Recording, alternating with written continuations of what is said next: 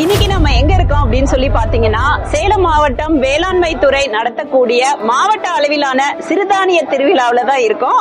இங்க நம்ம சுற்றுலாத்துறை அமைச்சர் மாண்புமிகு திரு ராஜேந்திரன் அவர்கள் கலந்துகிட்டு சிறப்பிச்சிருக்காரு. அது மட்டும் இல்லாம அமைச்சர் அவர்களும் விவசாயிகளுக்கு தேவையான நலத்திட்ட உதவிகளை வழங்கினாங்க. இதெல்லாம் தாண்டி அவங்க உழைப்புக்கு கிடைச்ச ஒரு பெரிய அங்கீகாரமா இது அமைஞ்சிருக்கு.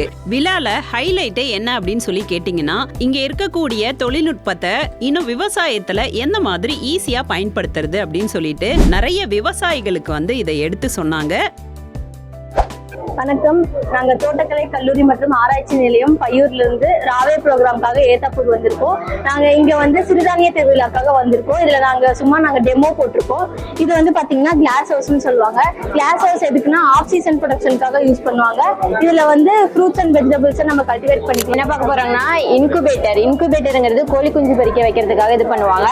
Organic waste decomposed. இதுல என்ன பண்ணா மாட்டு சாணம், வீட்டு கழிவு, தோட்டத்தினுடைய இலைத்தலைகள் எல்லாம் இதுக்குள்ள போட்டோம்னா இது கிரைண்ட் பண்ணிடும். கிரைண்ட் பண்ணதுக்கு அப்புறம் 24 மணி நேரம் கழிச்சு நம்மளுக்கு ஆர்கானிக் கம்போஸ்ட் கிடைக்கும். அதாவது இயற்கை உரம் கிடைக்கும். இது என்னன்னா சீட் ட்ரில்லர். இது நாங்க ஹேண்ட்மேடா ப்ரிப்பேர் பண்ணிருக்கோம். இது என்ன சீட்ஸ்க்காக ப்ரிப்பேர் பண்ணிருக்கோம்னா கொரியண்டருக்காக.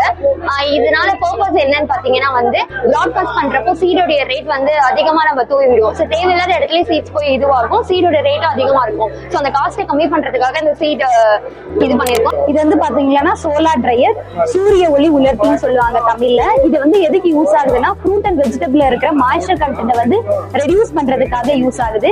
அதுக்கப்புறமா இந்த சிறுதானியங்களை வெறும் தானியமா மட்டும் இல்லாம அதை எப்படி மதிப்பு கூட்டி விற்பனை பண்றது அப்படின்னு சொல்லிட்டு அந்த ஐடியாக்களையும் அங்க கொடுத்துட்டு இருந்தாங்க.